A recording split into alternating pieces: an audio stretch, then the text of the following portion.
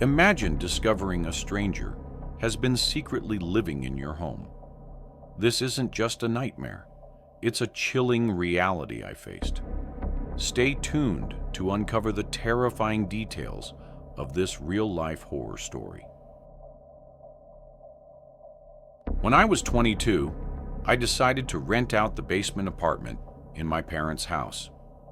It was a way to cut down on rent while still giving me some much-needed space and privacy. Even though my parents were out of town fairly often, it still felt like I never had the place fully to myself. I couldn't really have friends over and forget about inviting a girl. It always felt like someone was just a floor away. The basement apartment was divided from the main house by a door in the stairwell that could be locked. It had an open concept layout. A small kitchen connected directly to the living room. Down the hallway were my bedroom, the bathroom, a laundry room, and a side door that led outside through the living room. One weekend, my parents were away, which meant I could finally relax and be as loud as I wanted. So I had my buddies, Anthony and Jay, over to hang out, drink a bit, and catch the hockey game on TV. With no parents around, we cranked up the music and just chilled out. I wouldn't say I got drunk, but I definitely got a buzz going by the end of the game. I would keep the door between my apartment and the upstairs unlocked when my parents were gone, since I didn't have to worry about them randomly coming down. I kept the drinks in the fridge upstairs, since it was bigger and quite literally just worked better. Since my friends drove and had been drinking, both of them decided to crash at my place for the night. The couch down there was massive. It could easily sleep 3 people if they laid down the correct way. So, after a pretty long night of drinking, I said goodnight and went to my room to go to sleep. I found myself waking up in my bed a few hours later. It was still the middle of the night or early morning hours. I immediately heard what most likely woke me up. I heard footsteps from upstairs. Someone was walking around up there. It was a pretty natural assumption that it was Anthony or Jay going upstairs to check my parents' fridge for cold water or something, so I didn't let it bother me. I closed my eyes again, only to hear something else just a couple minutes later. The sound of my bedroom doorknob. Someone tried twisting it, but it was locked. I always lock my bedroom door. It's just a force of habit. I wondered why either of them were trying to come in, but I was tired and figured if I just didn't say anything and pretended to be asleep, they'd go back to sleep themselves. Maybe it sounds weird, but I just didn't have the energy to be bothered at all. And it worked. I fell asleep shortly after that. When I woke up the next morning, Anthony was already gone, but Jay was still asleep on the couch. When he heard me open the fridge door, he slowly started moving around and rubbing his eyes. I asked him if he was trying to come into my room last night, and he said no, he didn't think so, but that he didn't remember because he got pretty drunk. He and I went to a nearby deli to get some bacon, egg and cheeses and coffee, and then we ate them in my backyard. He left not long after that, and I pretty much went about my day as usual. I didn't ask Anthony if he tried coming into my room because, honestly, I didn't care that much about it. It really wasn't a huge deal. I think I spent most of that Saturday out of the house doing stuff with other friends. I got back home pretty late at night, but not really intoxicated because that day was more of a marathon, and by then I'd sobered up. I was beat though, so I had a snack, washed up, and went straight to bed. When I say went to bed, I actually mean I crawled into bed and watched like an hour of something on TV. After I turned off the TV right away, I heard it creaks and thumps from above, almost sounding like footsteps similar to the night before, directly overhead in the kitchen upstairs. I had to really focus and listen, but the sound stopped. I felt my heart start beating a bit faster. I felt a slight nervous feeling in my gut for a few minutes as I was sitting up and waiting to hear something else. Eventually, I laid back down and relaxed, realizing it was most likely just some normal house settling noises, and my paranoid thoughts were making them out to be louder than they were. I couldn't have been more wrong. I should have trusted my initial feeling.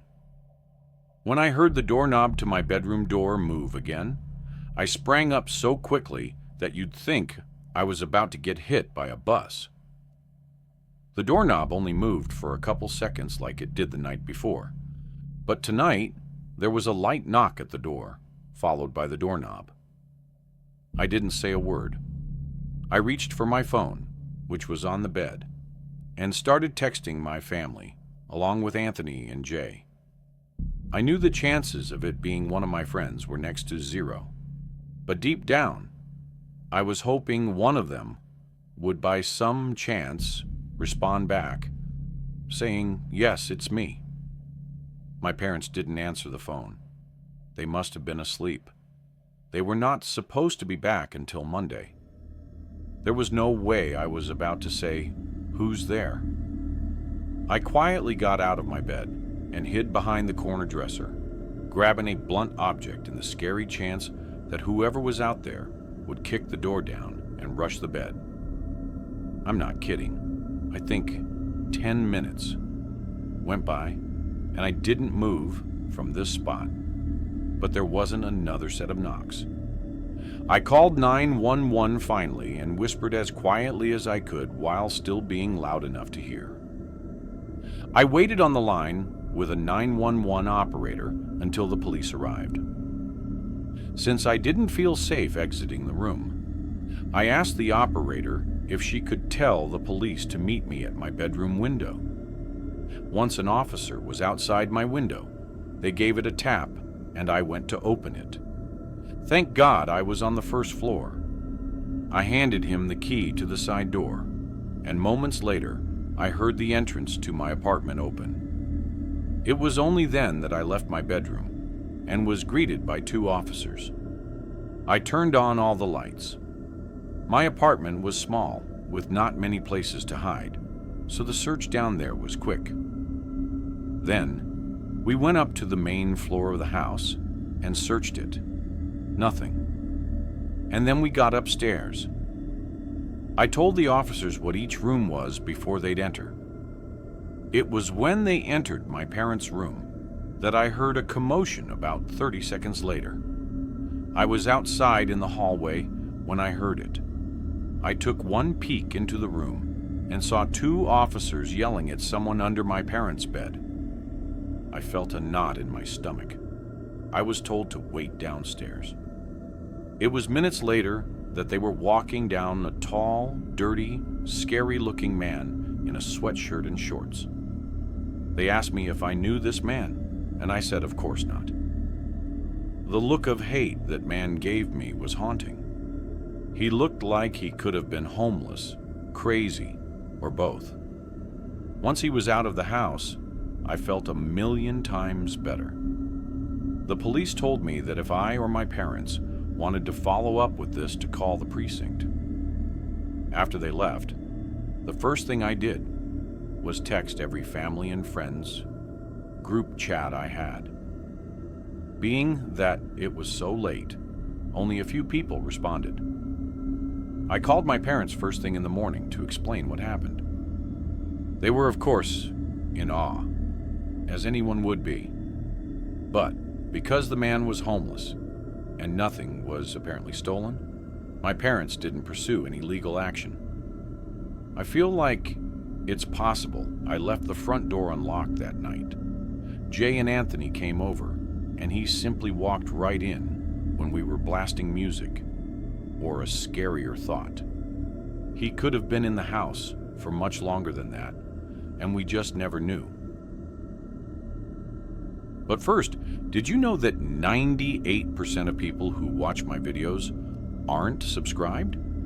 That means you.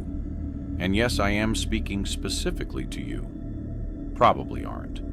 So now would be a great time to leave a like on the video and subscribe. Anyhow, I've always had a thing for silence. About 5 years back, I packed up and moved to a small cabin tucked deep in rural upstate New York. Far from the noise, the people, and the endless buzz of city life. The cabin's big, private, surrounded by dense forest that seems to go on forever. No neighbors for miles.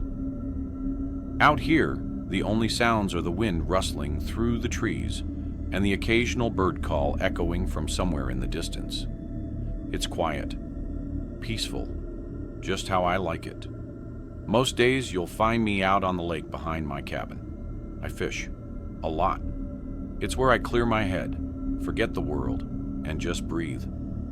Solitude doesn't bother me. In fact, I crave it. The cabin has this wide wooden deck that overlooks the tree line. I spend evenings out there with a cold beer, just watching the sun disappear behind the trees, listening to the sounds of night taking over. It's always felt safe, serene, until a couple weeks ago. I was sitting out on the deck, same as always, staring into the woods when I heard it, a twig snapping somewhere out in the dark. I brushed it off, probably a deer or a raccoon. The forest is full of life, and after living here so long, I'd gotten used to the random sounds of nature. But over the next few nights, the noises didn't stop. They got louder, closer. At first, it was just the occasional crunch of leaves or that telltale crack of a branch underfoot. Stuff I could write off as wildlife. But then, one night, everything changed. I heard something different, a scratching sound. It came from the side of the house, somewhere near the window of the spare bedroom. It was quiet, almost like it was trying to be sneaky. I stood up my chair, heart pounding a little faster than usual. I waited, but nothing came after that. Probably just a squirrel, I told myself, but I didn't feel right. I decided to go inside and lock up for the night. The next evening, I heard it again, the scratching. It wasn't just at the side of the house anymore. Now it was closer. It sounded like it was coming from right outside the spare bedroom window. I froze, listening carefully, my nerves starting to fray. I couldn't explain it, but something felt off. I went to the window, pulling the curtains back slightly to see what was outside. The moonlight illuminated the trees, casting long shadows across the yard. The wind was still, and everything seemed normal. No animal, no person. I shook my head, telling myself that I was just letting my imagination run wild. It was probably a branch brushing up against the window, or maybe the wind. I convinced myself it wasn't anything to worry about and went to bed. The next night, the scratching returned. It wasn't just scratching anymore, though. It sounded like light tapping, as if someone were tapping on the window, trying to get my attention. My heart skipped a beat, and I jumped out of bed. I grabbed a flashlight and crept through the dark hallway toward the spare bedroom. When I reached the window, I shone the flashlight outside. There was nothing there, no person, no animal, just the same empty woods. But I couldn't shake the feeling that I wasn't alone. I couldn't explain it, but something was wrong. The air around me felt thick, heavy. I went back to bed, but I couldn't sleep. Every little noise seemed louder, and every creak of the floorboard sounded like someone was moving around in the house. I stayed awake, listening, but eventually I fell asleep out of sheer exhaustion. The nights went on, and the sounds didn't stop. I'd hear them every night, always the same. A tap, a scratch, sometimes even a faint whisper that seemed to come from within the walls. I tried to ignore it, but it was getting harder. One night I decided to confront whatever was causing it. Maybe it was just an animal, I thought. Maybe a raccoon or some other critter had found its way inside. I grabbed the crowbar from the shed out back, figuring it might be a good idea to have something in case things got weird. I went to the spare bedroom and carefully opened the door. The air inside felt stale, like it hadn't been touched in ages. I hadn't used the room in months. I shone the flashlight around the room, moving slowly, checking every corner under the bed, behind the dresser. Nothing. I stood there for a minute, feeling like an idiot. There was nothing. It was just the same old room, empty. But as I turned to leave, I noticed something. The closet door was slightly ajar. I don't remember leaving it that way. My stomach dropped. I slowly walked over and pulled open the door. Nothing was inside, but as I shone the flashlight into the back corner of the closet, I saw something strange. A small piece of cloth caught on the edge of the wall. It was dark, torn, almost like a piece of clothing. My breath caught in my throat. I couldn't think straight. My mind raced. Was someone here? Had someone been inside my room? I backed out of the room, my heart thudding in my chest. I slammed the door shut and bolted it. I couldn't stay in that house another second. I went outside, hoping the fresh air would clear my mind. The darkness of the woods felt like it was closing in on me, but I tried to shake it off. Maybe it was just my nerves. Maybe the isolation was getting to me. I slept on the couch that night, a baseball bat within reach. But I didn't hear anything. No scratching, no tapping. It was quiet. Almost too quiet. The next night, I decided to be brave. I was going to stay in my bed, and I wasn't going to let whatever this was drive me out of my own house. But just as I was about to drift off to sleep, I heard it again. The tap, tap, tap against the window. I jumped up, heart racing, and grabbed the flashlight. I ran to the spare bedroom, not caring how loud my footsteps were. This time, when I pulled back the curtain, I didn't just see the woods. I saw a shadow. Someone standing just outside the window, barely visible in the dim light. I froze, my blood running cold. I turned around, my mind spinning. Who was that?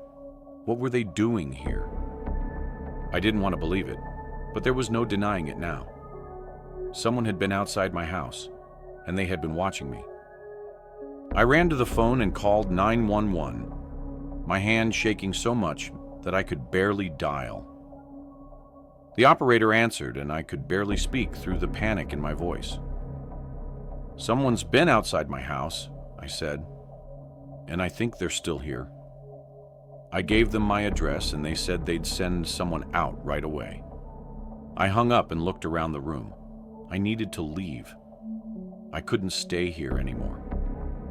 But as I turned to grab my jacket, I heard something from the hallway, a slow creak. Someone was moving through the house. I didn't hesitate. I ran for the back door, flinging it open and tearing through the woods. I ran as fast as I could, not stopping to look back, my lungs burning with every step. By the time I made it to the edge of the property, I could see the flashing lights of the police cars in the distance. I slowed down, my body trembling, and I hid behind a tree, watching. The officers arrived at the house, guns drawn, searching the place, but I didn't stick around to find out what happened. I couldn't.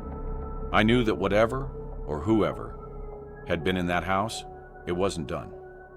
I wasn't safe there anymore. I haven't gone back since. I followed up with the police to let them know I was all right, so there wouldn't be a search out for me.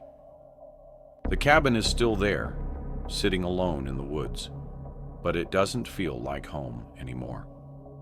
Every time I close my eyes, I hear the tapping sound.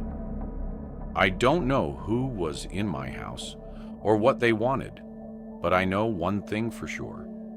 They were waiting for me, and they're still out there. This happened back in 2008, when I was around 15 years old.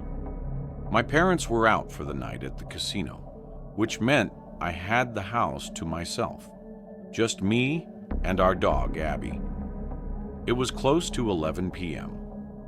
I was hanging out in my room, chatting with friends on Instant Messenger, and watching random YouTube videos to pass the time. Everything was normal, until Abby suddenly started barking from the living room. I figured it might have been my parents coming home early, so I waited. But after a minute of non-stop barking and no sound of the front door opening, I got up to check. Abby was standing alert, facing the front windows that looked out onto the driveway, still growling and barking like something or someone was out there. The porch light was off, and it was pitch black outside. I pressed my face to the window, squinting into the darkness. All I could make out was our car, still sitting in the driveway. My parents clearly weren't home yet. I assumed Abby might have heard a neighbor slam their car door, or maybe a loud engine driving by. Our house was right off a busy road, and the noise never really stopped, even late at night. I shrugged it off and went back to my room, back to messaging. But over the next few minutes, things started to feel off. I kept hearing little noises, soft, almost too faint to notice at first, but they were coming from different parts of the house. Abby would calm down, then start barking again out of nowhere. This went on for a bit until I thought I heard something. It sounded like a knock, or maybe a soft rustling coming from the living room door. I froze, heart racing. I slowly made my way back through the hallway and into the living room. I leaned toward the window, trying to see through the dark. Nothing, just the driveway. Still empty, still quiet. But something wasn't right. I was starting to get a little nervous and was too scared to look into the peephole in case some crazy face was staring back at me. I double-checked to make sure the door was locked and was about to leave the room when the sound of knocking suddenly came from the side door of the house. My heart fluttered. I didn't know what to think. Like, did my parents get locked out and they were trying to get in? Was someone trying to break in? Was there more than one person? I barely had time to register those thoughts when I heard the sound of the doorknob from downstairs being shimmied, with like someone was trying to open it. Our basement was essentially under the house, with the entrance being pretty hidden. To get to that door, you had to walk around the entire house into our backyard and go under the deck. You'd either need to already know the door was there, or be really determined to find a way in. Abby was whimpering and barking louder than ever, running from room to room trying to locate the threat. It felt like the whole house was surrounded. The noises from the basement grew louder, and it almost sounded like whoever it was had managed to get it open because suddenly the noise stopped. My heart sank. I stopped breathing, standing frozen in the silence, just waiting for the next sound. Then, quick as a whip, Abby flew down the stairs and started growling maniacally at whatever was down there. Abby was a good-natured black lab who had never heard a fly. But in this moment, I had never heard her sound more threatening. It felt like I was frozen in place for minutes. Finally, my fight or flight instinct kicked in when I realized Abby had stopped barking and growling. I called her upstairs and locked the door inside the house that led to the basement. I grabbed the home phone because I didn't have a cell phone yet and ran with Abby into the closet in my parents' room where one of the guns we owned was stored. I sat there, armed and ready, about to call 911 when I suddenly heard the front door open. Abby sprinted out. I yelled no after her, but then heard the sound of my parents' voices. I ran into the living room to see them petting Abby and looking at me strangely. I spent the next several minutes recounting the events of the night to my parents. My mom was horrified, and my dad spent the next hour searching every corner of the house, inside and out, with his gun in hand. He didn't find anything, and I didn't sleep that night. The next afternoon, there was a knock at the front door. My heart immediately skipped a beat, and I instinctively darted into another room. My dad opened the door to find my Uncle Pete standing there with an envelope in his hand. Uncle Pete was a narcissistic creep, to say the least.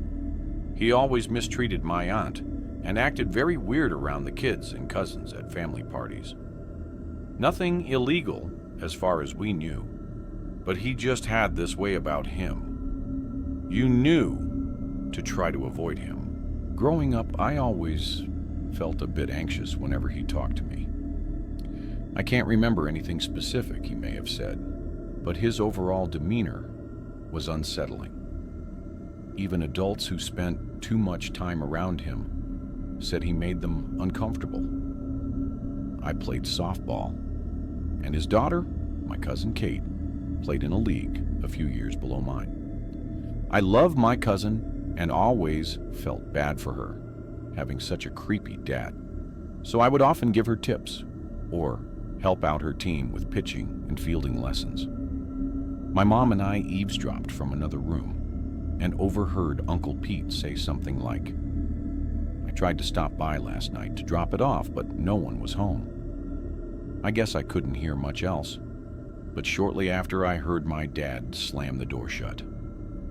My mom and I peeked out and asked what happened. My dad, his face quivering with anger, said that apparently Uncle Pete had been the one stomping around the house last night trying to get inside. He handed me the envelope, and I opened it to find a card with a gift card inside, thanking me for helping his daughter with softball lessons. A night of panic and terror, all at the hands of my creepy uncle. My dad had threatened him during the conversation at our front door, and after that, we never really spent time with him again. When I think about this story now, I'm at least glad I found out who was behind the incident. Otherwise, I might have spent years wondering if it had been burglars, a ghost, or something else. I'm thankful Abby was there to protect me.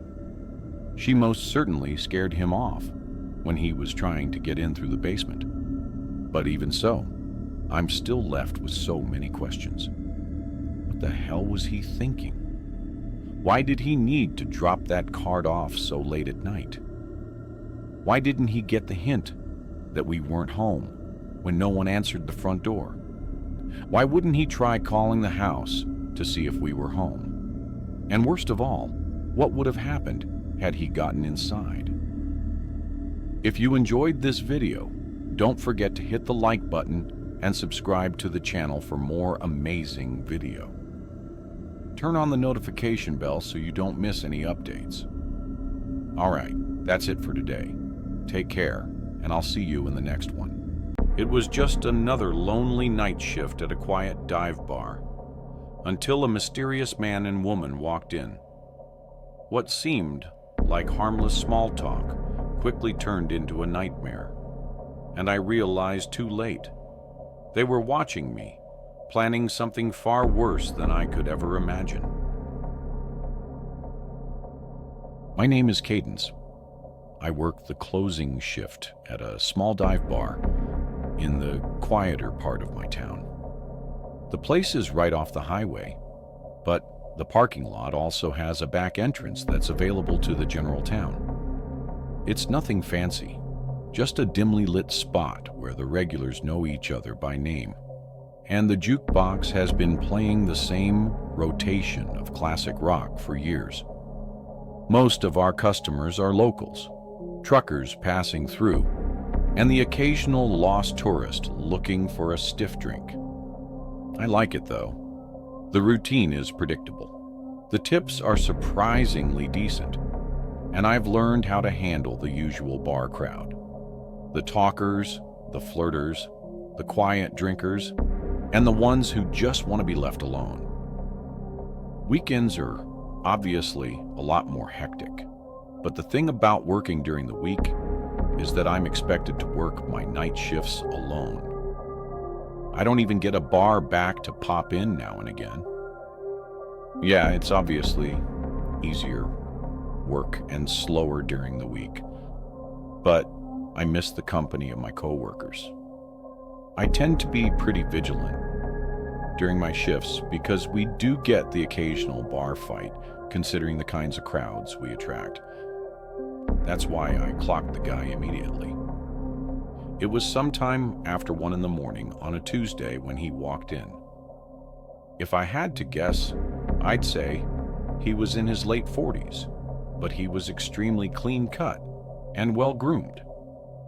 Not the kind of look you'd expect from a guy his age in an area like this. He was wearing a black turtleneck underneath a black trench coat. Definitely well-dressed, but casual about it. I'm not sure how to explain it, but he had this aura of sophistication about him that makes you think of money. Real money. Not the loud look at me kind. He glanced around slowly before walking swiftly over to the bar and taking a seat. I also remember him having oddly good posture, but that's neither here nor there. When I walked over, he glanced at the bottles behind me and ordered something top shelf without hesitation. As I was pouring his drink, he asked me if I liked working here with a smile on his face. It was a normal enough question, so I answered him honestly. I told him, yeah, and smiled back. I then made a joke about being a bartender or something. I wish I could say I got a creepy vibe from him, but that's not the energy he was giving off. He genuinely seemed like a stand-up guy, kind of like the single dad at his kid's baseball game that gives the whole team a high five. He chatted with me for a bit, which I didn't mind since the bar was pretty quiet at that point. Eventually, he asked me if I ever thought about doing something bigger, which I admit was somewhat bizarre. Again, though, not a totally creepy question, given the nature of the situation. I gave him my standard bartender smile and told him I was happy for now. He nodded and sipped his drink, seemingly disappointed at my answer, for reasons I didn't understand. After a long pause, he asked me what time I got off out of nowhere. That question surprised me. I hadn't picked up any kind of flirting from him whatsoever, so I was a little disappointed to discover that our conversation had just been another one of those empty attempts at getting my number. I smiled and gave him a vague answer, trying to brush him off in a friendly way without seeming uptight. Before he could answer, I busied myself and began wiping down the counter, but he didn't press. He just smiled like he already knew, then drained his drink and pulled out a crisp $100 bill, laying it gently on the bar like it was nothing. Then, without another word, he walked out into the night. I didn't really know what to make of the encounter. I know it sounds like nothing, but his demeanor was just so far off my radar that I was intrigued. Either way, I figured I was never going to see him again, and got on with my life. As it would turn out, though, I was wrong. About a week later, he came back. Only this time, he wasn't alone. There was a woman with him. She drew my attention since I hadn't seen her before. She looked like she was in her mid-30s and was dressed in a way that didn't quite match her age. Trendy, but off, like someone trying a little too hard to blend in with a younger crowd. I watched her closely as the two of them approached the bar. Everything about her seemed calculated, from the way she smiled too easily to the way she leaned against the bar like we were already friends. As I was setting down napkins in front of them, the very first thing she said to me wasn't a hello or a drink order, but a compliment. She put on this overly joyful smile and said, "You're so pretty." Her fingers brushed against my arm as she said it, lingering just a second longer than normal. I laughed and thanked her, but I could instantly tell that something was off about this woman. The man didn't speak, which I thought was also a little strange, given that he had been so talkative last time. They ordered drinks and poured them, and that's when questions came flooding in. The woman asked me how long I've been working here, along with how old I was, and a bunch of other small talk questions like that. I answered in short, polite sentences, but I got the sense that this wasn't small talk. She was studying me. At one point, she looked over at the man, and it seemed like they were communicating despite not speaking. She looked back at me and told me that she ran an exclusive event club. She leaned in a bit as she said it, lowering her voice as if to prevent her being overheard by another patron. She told me that she's always looking for young, fun people for private parties, and that I'd make a killing 10 grand for a weekend. I let out a small forced laugh and told her it sounded too good to be true. She insisted that it was real and told me that a bunch of girls like me worked for them. Her smile never faltered at any moment, which was starting to creep me out. She steered the conversation back to the job, circling around the same words: fun, safe, exclusive. Then, casually, she said, "You should step outside for a second. There's someone who can explain it better." My pulse kicked up. I wasn't playing around at that point. I didn't even bother pretending like I wasn't creeped out. "I'm good," I said in a firm voice. No smile on my face this time. Just then, a group of customers walked in, laughing and talking loudly. The woman's expression changed in an instant, her friendly mask slipping just slightly before she turned to the man beside her. Without another word, they left. I'd be lying if I said I wasn't unsettled after that. Those random people had just propositioned me for God knows what. I told my co-workers and my boss about the situation, and we all agreed to keep an eye out should those people return. My boss assured me that he was always a 15-minute drive away should I need him, and the bar's security cameras were typically enough to deter any misbehavior. There wasn't really much I could do beyond that. It's not like those people had done anything illegal. I tried to push it out of my head, but a few nights later, after closing, I saw the car. It was parked across the street, engine off, just sitting there. I tried to tell myself it was nothing, but the feeling of being watched crawled over my skin like static. As I walked to my car, I kept my head down, my keys clutched tight in my hand. When I pulled out of the lot, I checked my mirrors. The car followed. It stayed back just enough to avoid suspicion, but every turn I made, it was still there. I took a random turn onto a side street, and it followed. Another still there. I started freaking out internally. I knew it was then. I forced myself to stay calm, to think.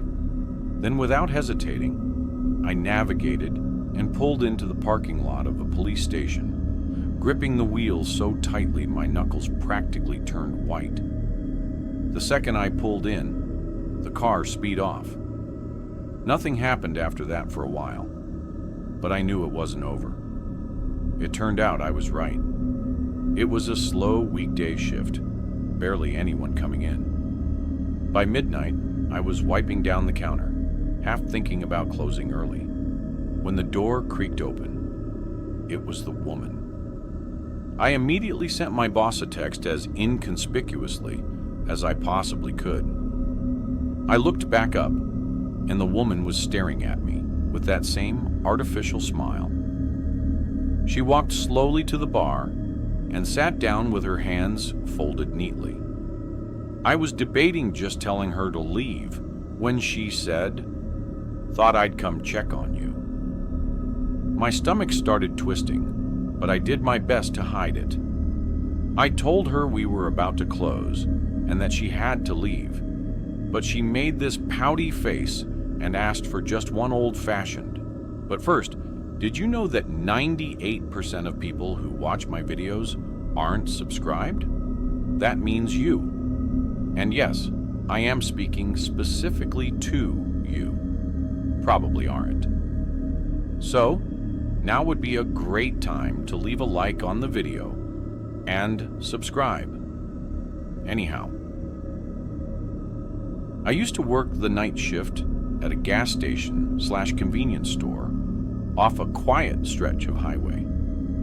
I say used to because after what happened to me a few months ago, I won't work a night shift again. It's a small station, the kind that barely gets any business once it gets late. Most of my shift was spent restocking shelves, wiping down counters, and occasionally ringing up a trucker or traveler passing through. I remember the whole thing vividly. It was just past 2:30 in the morning. By then, even the truckers had mostly dried you, and I was left with basically nothing to do. I scrolled Mind on my phone, trying to kill some time. At one point, I stepped outside for some air, rubbing my hands together against the cold. I exhaled a few times, watching my breath disappear in the cold. The parking lot was empty, just the pumps, the road, and the dark stretch of trees beyond. The neon sign flickered faintly, and I remember being hazy out, like you could literally see the moisture in the air. Even with the highway not too far off, it was pretty silent out there. Right as I was about to walk back towards the store, I noticed something move out of the corner of my eye. I whipped my head around and realized there was a person standing behind one of the pumps. How had I not noticed him earlier? He was wearing a dark red hoodie with a hood up, and he had both hands shoved in his pockets. There wasn't a car in sight, so he obviously wasn't fueling up. The only thing was, he didn't seem to be heading towards the store either. He was just standing there, half turned toward the store, like he was watching me. At first I figured maybe he was waiting for someone, but something about the way he moved rubbed me the wrong way. He was kind of shuffling about in this circular pattern. I entered the store, but made sure to keep an eye on him through the glass. I kept track of him while pretending not to, hoping someone would drive up and pick him up or something. But after a few minutes, he started walking toward the door. Slow at first, then suddenly pushing inside like he'd made up his mind all at once.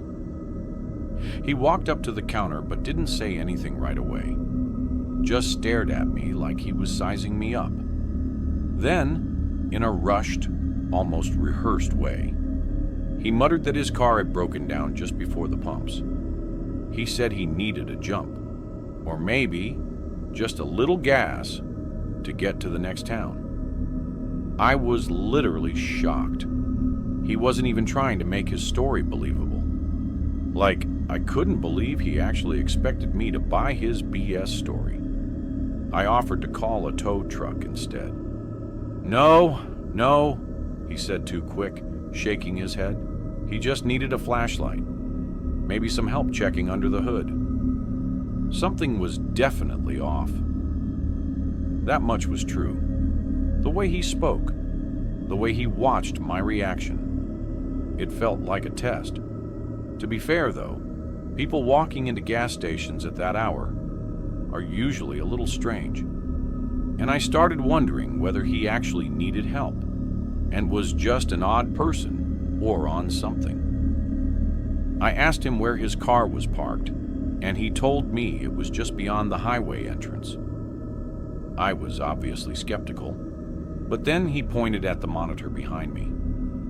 I turned to look at the screen, and to my surprise, there actually was a car parked out there. I thought to myself, oh crap, maybe this guy really does need help. And that's when it hit me. I had literally just been outside, and I would have remembered a car parked out there. I glanced back at the monitor and saw the slightest movement near the car's back bumper. Someone was crouching just out of view. A cold wave of dread hit me. I forced a casual smile and agreed to help the guy, but not before telling him I needed to grab my phone from the back office. I turned slowly, not wanting to spook him. The second I was out of his direct sight, I slammed my hand onto the emergency panic button under the counter. The alarm went off instantly, screeching through the store. I expected him to attack me, but what he did instead was even more unsettling. His nervous energy disappeared. No more fake urgency, no more shifting from foot to foot. He actually relaxed. His whole body language shifted, and then he smiled. Not a panic smile, not an embarrassed one either. A slow, knowing grin like he had all the time in the world, like this was amusing to him. I was in shock. I didn't even have time to get physical with him. In one fluid motion, he turned and bolted. I ran to the monitors just in time to see both of them take off. Not toward the car, but into the woods behind the station. The car just sat there, engine off, headlights off, no one inside. By the time the police arrived, it was exactly as I saw it. The car was still there, but the men were gone. No footprints leading away, no sign of them anywhere. And then one of the officers pointed something out, something I hadn't noticed before. The front passenger door was open. There had been a third person inside the whole time. The police took my statement down. I turned over the surveillance footage, and that was that. A few days later, they followed up with me. They had the car towed and ran the plates. Turned out it had been reported stolen nearly a week earlier, over 100 miles away. No one had come forward to claim it. No reports of missing persons, no other crimes linked to it. Just an abandoned vehicle in the middle of nowhere, with no explanation. That was months ago, and still nothing. I don't know why convenience stores are such popular targets, but I can say for sure that I will never work another night shift again. This happened a couple weeks ago. I worked the night shift at Walmart. It's not the worst job in the world, but after a while, it starts to feel like you're just floating through time. The nights blend together. Same shelves, same routine, same dull hum of the overhead lights. Hopefully something better comes along. I usually hang out in and stock the electronics section, which is nice because it's quieter than the other areas. People don't exactly come rushing in at 2 a.m. to buy phone chargers and Bluetooth speakers. Most of the customers are either night owls killing time or truckers grabbing last-minute supplies before heading back on the road. That's why I noticed him. At first, I didn't think much of it. Just another guy wandering the aisles, probably waiting for someone. But after a few minutes, I realized he wasn't shopping. He wasn't even pretending to. He just kept appearing. Every time I glanced up, he was lingering nearby, hovering in the next aisle over, or standing a little too still by the clearance section. He wasn't looking at anything. He was just standing there, watching me. I told myself I was overthinking it. The store is big, and maybe he was just taking his time. But the way he moved, always just close enough for me to notice, never actually picking anything up. It set something deep in my gut on edge. I was waiting for him to just get on with it and ask for my number, but he never approached me. It was like he wanted me to see him, which didn't make any sense to me. I went to radio someone about it, but realized that the batteries in my radio must have been dead because it wasn't working. Eventually, I started debating whether I should go find a manager when I felt a hand wrap around my arm.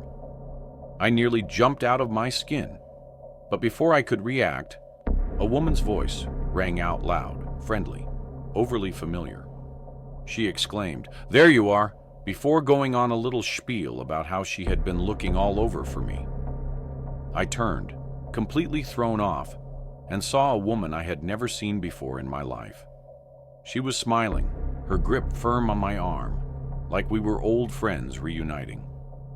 Before I could say anything, she leaned in and whispered, her tone dropping to something low and urgent. "That guy's been recording you. Follow me." My stomach dropped.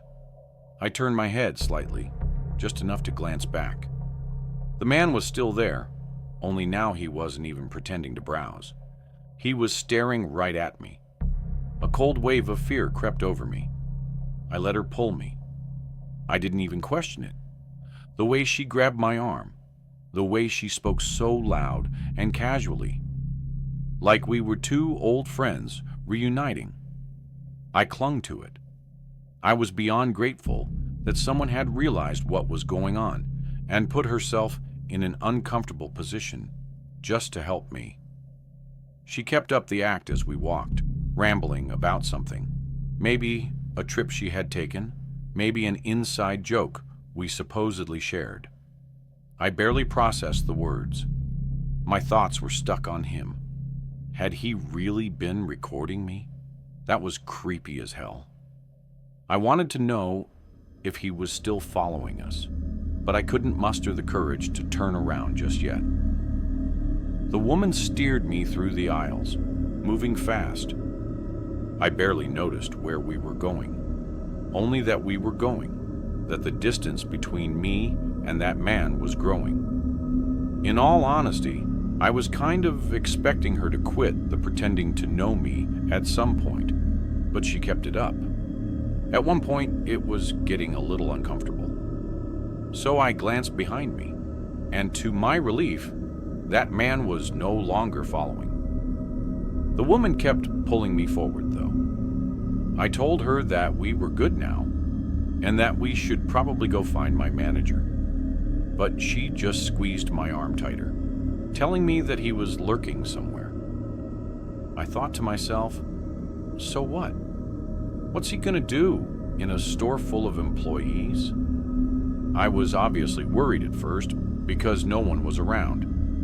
But now that I wasn't alone, I started realizing that there wasn't much of a point in being scared anymore. I told her this, but she continued moving. I told her I was serious and planted my feet, twisting my arm slightly to loosen her grip. "You can let go now," I said, but she didn't. She smiled at me, but something in it was off. "Come on, just a little further," she said, basically tugging me at that point. I glanced around. The store was basically dead. We had moved past the registers, past the self-checkout, past the aisles that saw the most foot traffic. The warehouse section loomed ahead, dimly lit and nearly empty. Beyond that was the side exit, the one without cameras, the one employees used for loading shipments. That's when it dawned on me. She was leading me straight to the exit. I didn't think. I screamed for help as I yanked my arm free of her grasp with all my might. She lost her grip just enough for me to pull free. I didn't waste another second. I turned and ran toward the front of the store. As I fled, she yelled out something behind me. She yelled for me to come back, followed by my name, which I hadn't given her. I kept running until I saw one of my co-workers who was running toward me, most likely reacting to my screaming. I told him to call security, which he promptly did. That woman was long gone, though. By the time I told my story to the security guards, that woman and that man were nowhere in sight. They reviewed the security footage, and just as I suspected, the woman and man walked into the store together. She had been with him the entire time. The man's face was clear as day in one of the frames, but hers was always turned away. I had a feeling she was the mastermind behind the whole thing, so I was infuriated that the cameras hadn't picked her face up. Every second of it had been planned. The police got involved, and the whole thing went down as a failed abduction attempt. I'm still waiting for a resolution about it. That man should definitely be easy to track down, given his face was caught on camera. I have no idea how that woman knew my name. That's what terrifies me the most. Those people hadn't just picked me at random. I was a direct target. If you enjoyed this video, don't forget to hit the like button and subscribe to the channel for more amazing video. Turn on the notification bell so you don't miss any updates. All right, that's it for today. Take care, and I'll see you in the next one. I walked into the haunted house expecting cheap scares and plastic skeletons. What I got was something far worse. Real eyes watching me, real hands reaching from the darkness. And when I heard that whisper, "Check your eyes, dear. I'm right here," I knew this wasn't part of the attraction. During my freshman year of college, I went back home for a visit about a week before Halloween. At the time, the county fair was in town, so one evening, I decided to take my little sister and her 2 middle school friends. Since the fair had a fall and Halloween theme, there was a haunted house attraction. Even though I had been to the fair many times before, I was never allowed to go inside the haunted house. Naturally, I tried to talk my sister and her friends into going through it with me. Unfortunately, the sight of the blood-covered, deranged-looking actors lurking outside terrified them. Instead, I ended up accompanying them on the same dull rides over and over, until, at last, hunger got the better of them. I was the only one with money, so I was able to convince them to go through the haunted house with me by promising to buy them all whatever food they wanted afterwards. We got in line together, and I was immediately feeling the unsettling vibes of the haunted house. I couldn't help but feel like all the scare actors were staring at me, but my little sister and her friends were already terrified, so I hid the fact that I was uncomfortable. It took us about 20 minutes of waiting for everyone to go in one by one. But then, when we reached the front, the girls wanted to back out, however. I managed to make a deal with the girl that was letting people through that I would go in first and then come back around to prove it was okay, and whoever was behind them could go through ahead of them. until they were ready.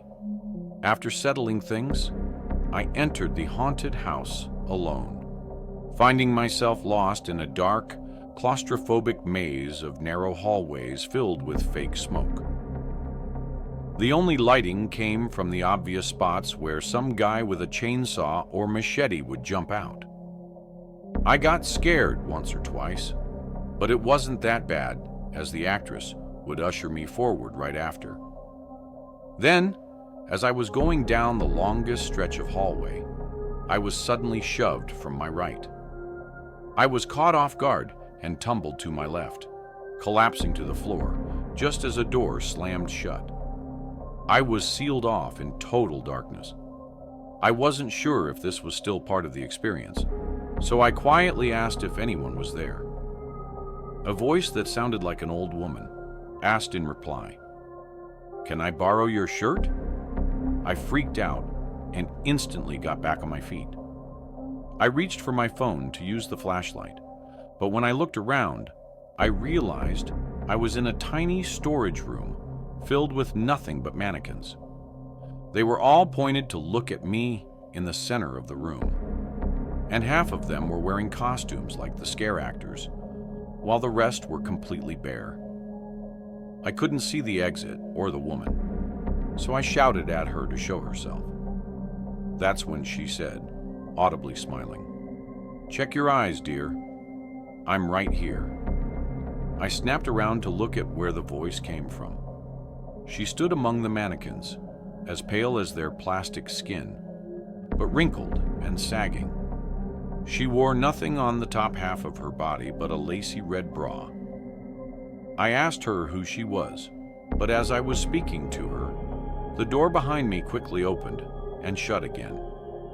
I turned around again to look in that direction, unable to see anything, as the woman kept talking to me. She said, "My son says I should cover up because I'm too old. But you, on the other hand."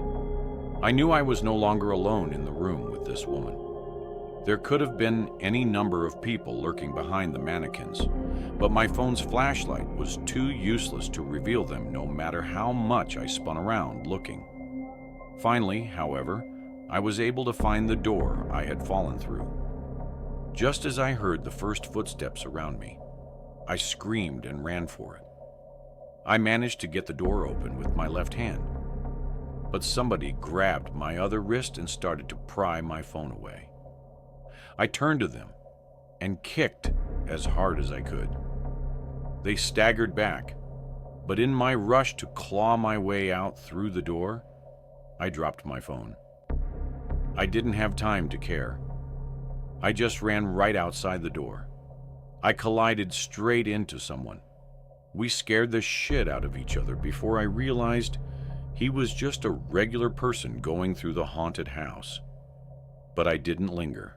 I shoved him out of the way and started sprinting back to the front. The actors kept yelling at me to stop going the wrong way, but I ignored them all.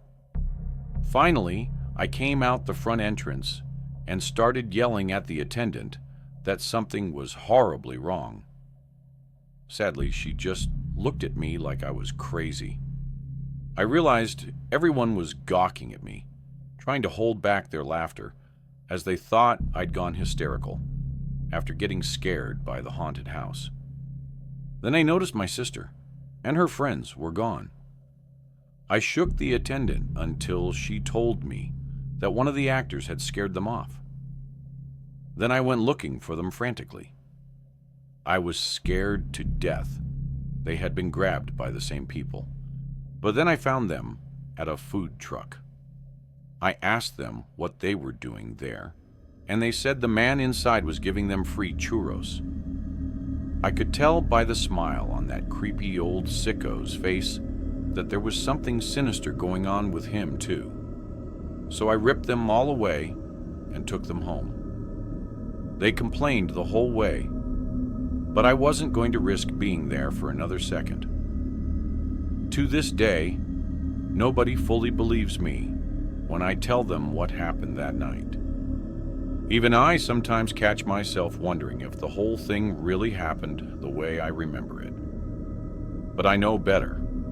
That fair group is full of creeps who come to town to prey on women and girls, like that perverted old woman and her psychotic son, and that man in the food truck luring them in with free treats.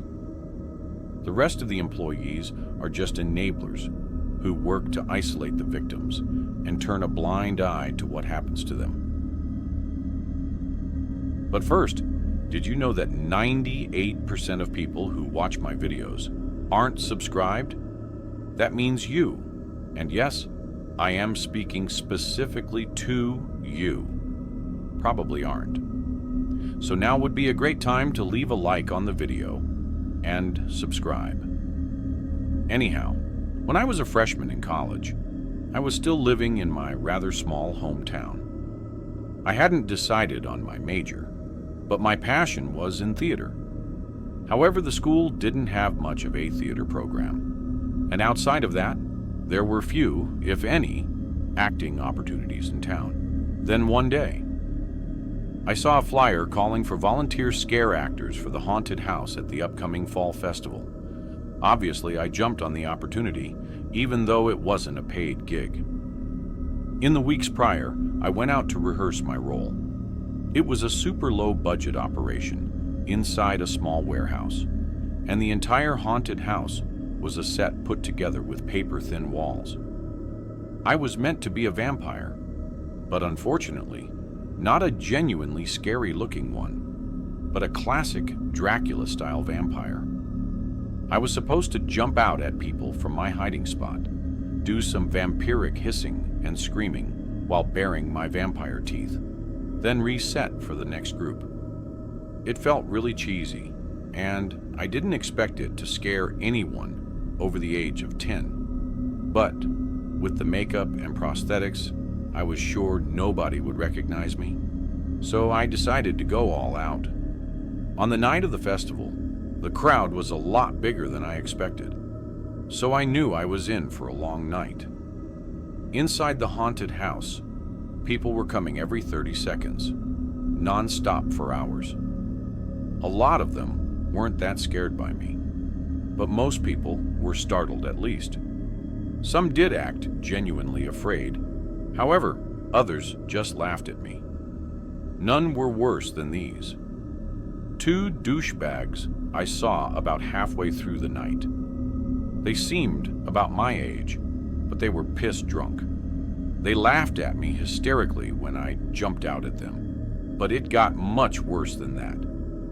I was about to retreat into my hiding spot when one of them recognized me and called me by my name. That's when I realized they went to my school. I tried to play it off in character and say there was nobody there by that name. That only made them laugh even harder. I had to break character and ask them to move on, so the next group didn't run into them. But as soon as I got serious with them, their attitudes changed instantly. They started stepping towards me, raising their voices and threatening to kick my ass if I ever told them what to do again. I tried to apologize and explain why I asked them to move, but that didn't go over well either. These guys started to criticize me for wanting to be an actor, making extremely homophobic remarks about the types of men that wanted to be in theater. They were seriously pissing me off, and when I saw the next group of people walking towards us, I'd finally had enough. I yelled at them to leave, or they would be removed, but they only listened because there were other people watching. They walked off, staring daggers at me and talking shit under their breath, but at least they were gone. The rest of the night went along after that, and it was very busy the entire time. By the time it was over, my voice was completely shot from the hours of constant hissing and screaming. Then, at last, I heard that we were getting our final guests of the night. I listened for their reproach, but it was eerily quiet. The other actors were completely failing to get a reaction. I found out why when I heard them getting close to me. Then I jumped out and screamed one last time. I froze when I saw the same two assholes from before standing in front of me. This time, they were so drunk, they couldn't even stand up straight, and they were grinning with pure, evil joy. The one on the left pulled a stick out from his waistband. It had been sharpened to a point like a wooden stake. He said to me that they had to come back properly armed to kill a vampire. Then he looked to his buddy and asked if he was supposed to put it through my heart, but the other one shook his head and said it should go in a much, much lower. The one with the stakes said that was disgusting, but if that's what vampires wanted, then that's what he would do. He tried to step back and say something, but I didn't even get a chance before they lunged at me. One of them got me in a headlock, and it covered my mouth, while the other dragged me by my legs into my hiding spot. They drew the curtain and took me to the ground as I tried to fight back, but I couldn't break free or even make a sound. All I could do was try to kick them away as the one with the stick tried to rip off my costume. He told the other one to squeeze my neck tighter so I would stop fighting, and I immediately felt the pressure cutting off the circulation to my brain. My legs flailed as I looked at these two monsters, just waiting for me to pass out. But then in my struggle, my foot bumped into the wall. I heard the hollow sound and remembered how thin they were, so I turned my leg to the side and kicked straight through it. They tried to grab my legs and stop me, but by then the next actor had already seen what was happening. They started calling for help as my attackers tried to escape, but they were caught trying to leave the building. Soon after, the cops at the festival arrived. I expected those animals to be arrested, but the cops just let them go, saying it was only a practical Halloween joke, as if I was being dramatic about what those monsters were trying to do to me. I see these two at school almost every day now, and they're always smiling at me like psychopaths. They know they got away with it, and they know they could do it again if they wanted to. Before they get another chance, I'll be getting the hell out of there. My original plan was to get my bachelor's degree at home, but as soon as I get an associate's degree, I'm transferring, so I'll never have to see their faces again. I was 19 when I broke up with my boyfriend of 3 years.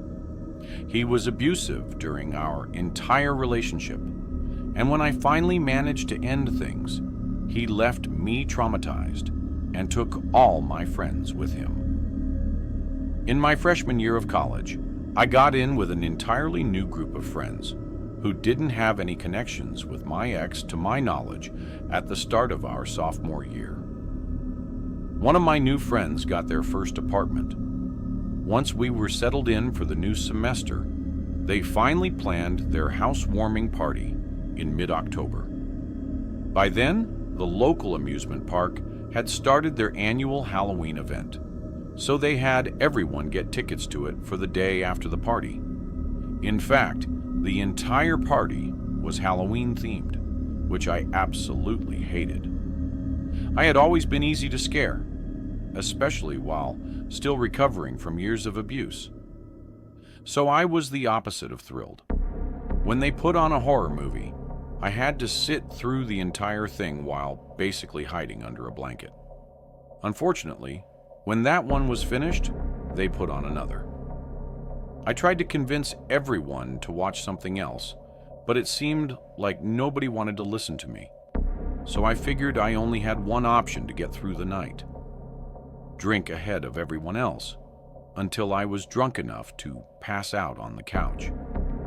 It worked, but my nightmares were filled with demons and murderers trying to kill me and torture me. Then I woke up with the worst hangover of my life. My head was pounding.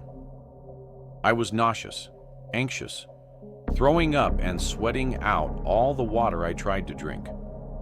My friends just let me suffer through it, but they also dragged me out to a diner for a late breakfast. The smell of their food was enough to make me gag. So, unsurprisingly, I wasn't able to get anything down. At this point, I was dreading the Halloween event, but I couldn't find a way to tell anyone I didn't want to go, especially because someone else had paid for my ticket. I felt like I was forced into the park that night. Then, before we could even get in line for a haunted house, some psycho with a chainsaw ran up on us. We all screamed, but everyone else was quickly laughing it off while I was still fighting off a panic attack. Unfortunately, things didn't get better in the relative safety of the line into the first haunted house. I started catching glimpses of someone like I was being haunted. I kept seeing my ex-boyfriend in the park, peeking around corners and standing among moving crowds of people. Whenever I went to look at him, he disappeared. One of my friends noticed that I was still freaking, so when they said something, I asked them if they had seen my ex around. They just laughed and said that was ridiculous. Something about the way she said it didn't sit right with me, but I couldn't be sure of anything. We were approaching the front of the line rapidly, and before I knew it, the 5 of us were plunged into the horrors of the haunted house. Freaks were jumping out at us left and right, screaming about killing us and ripping us apart. I stayed in the middle of the group and looked down at the ground the entire time. Eventually, we entered a small metal room. There was blood everywhere and a torture chair in the middle, guarded by a masked man holding a circular bone saw. Instead of chasing after us, he started talking, only to ask which one of us we would like to see cut open. I could barely comprehend what was happening before I heard giggling. Then the girls behind me pushed me to the front. I stumbled straight into the masked freak as he revved the saw in my face. I screamed and ran away, but I was trapped in the room with them. I backed myself into a corner, begging for them to stop, but then I felt something familiar. A hand laid across my shoulder and squeezed. I looked back to see my ex-boyfriend standing behind me. He was smiling as he reached to put his arms around me. I fell to the ground instantly, scrambling back toward the group as I screamed at the top of my lungs and pointed to the corner. Everyone just looked at me like I was insane and said nobody was there. I thought they were screwing with me, but when I looked again, he was gone. I heard everyone start to laugh, but I noticed an emergency exit and ran away. I got let out into some random part of the park where I found a small alley to hide in. My friends were blowing up my phone, laughing and asking if I was schizophrenic or something. I ignored them all and called my mom to pick me up and take me home. That night, I had the same horrible nightmares as the previous night, only this time. All my new friends were watching me scream for help and just standing there laughing at me. At one point to my nightmares, I was killed. My eyes shot open, but I couldn't move for a few seconds. I couldn't breathe either. All I could see was my ex-boyfriend crawling through my bedroom window. I finally caught my breath and screamed as loud as I could. The next thing I remember is my dad bursting into the room.